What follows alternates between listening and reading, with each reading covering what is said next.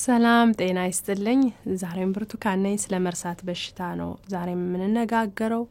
ቁልፎችን ወይም ስሞችን የምንረሳው በሁላችንም ላይ የሚከሰት ተፈጥሯዊ ነገር ነው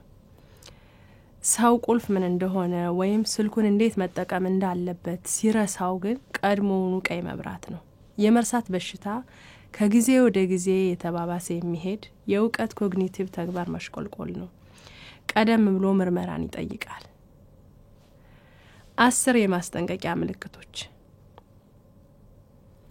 የዕለት ከዕለት እንቅስቃሴን የሚጎዱ የመርሳት ችግር ጥያቄዎችን መደጋገም አስፈላጊ ቀናትን መርሳት ወራቶችን ሊሆን ይችላል የሚያስፈልጉ ቀጠሮዎችንም ጨምሮ የተለመዱ ተግባራትን ለማከናወን አስቸጋሪነት ለልብስ ማጠብ መደርደር ወይም ይወዱት የነበረውን ጨዋታ ህጎች መርሳት ክንዋኔዎችን ቀደም ተከተል ውስጥ ግራ መጋባት ችግርን መፍታት በቀላል ስራዎችን ለማደራጀትና ለማቀድ አስቸጋሪነት እቅድ ማቀድ መርሳት ይቆማል ማለት ነው በጊዜና በቦታ ግራ መጋባት ቀኖችን የመከታተል ችግር ወይም ወደ ታወቁ ቦታዎች መንገዱን መፈለግ በፊት ያውቁት የነበረውን ቦታ እንደ አዲስ መፈለግ የቋንቋና የንግግር ችግሮች ቃላትን ለማግኘትና የተሳሳቱ ቃላትን መጠቀም መቸገር የእይታ ግንዛቤ ላይ የማንበብ ችግር ርቀትን የመገመትና ምስሎችን መለየት ማቆም የቁሳቁሶች መጥፋትና የተቀመጡበትን ቦታ መርሳት እቃዎችን እንግዳ የሆኑ ቦታዎች ላይ ማስቀመጥ ለምሳሌ እዚህ ጋር ኩምኩም ኻሽማሊ በኤሌክትሪክ የሚሰራ የውሃ ማፊያን አንስቶ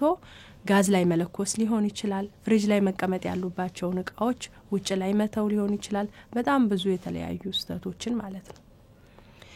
የእውቀት ፍርድና ግምገማ መቀነስ የተሳሳተ ውሳኔዎችን ማድረግ ለምሳሌ ምክንያታዊ ያልሆነ የገንዘብ ወጪ አላስፈላጊ እቃዎችን መግዛት ሊሆን ይችላል የመሳሰሉትን በስሜትና በስብና ላይ ለውጦች የጥርጣሬ ስሜት የፍርሃት ግራይ መጋባትና አንዳንድ ጊዜ ተጠራጣሪነትንም ያመጣል ማህበራዊ አኗኗርን ማቋረጥ ስህተቶችን ወይም ምቾትን መፍራት ስብሰባዎችን ማስወገድ በአጠቃላይ ማህበራዊ ኑሮን መሸሸት ማለት ነው ወደ 150 ሺህ የሚጠጉ እስራኤላውያን የመርሳት በሽታ እንዳለባቸው በምርመራ የተረጋገጠ ሲሆን ብዙዎች ገና ምርመራ ያልተደረገላቸው ሰዎች አሉ በቅርብ ሰው ውስጥ ያሉትን ምልክቶች ካወቁ ቅድመ ምርመራን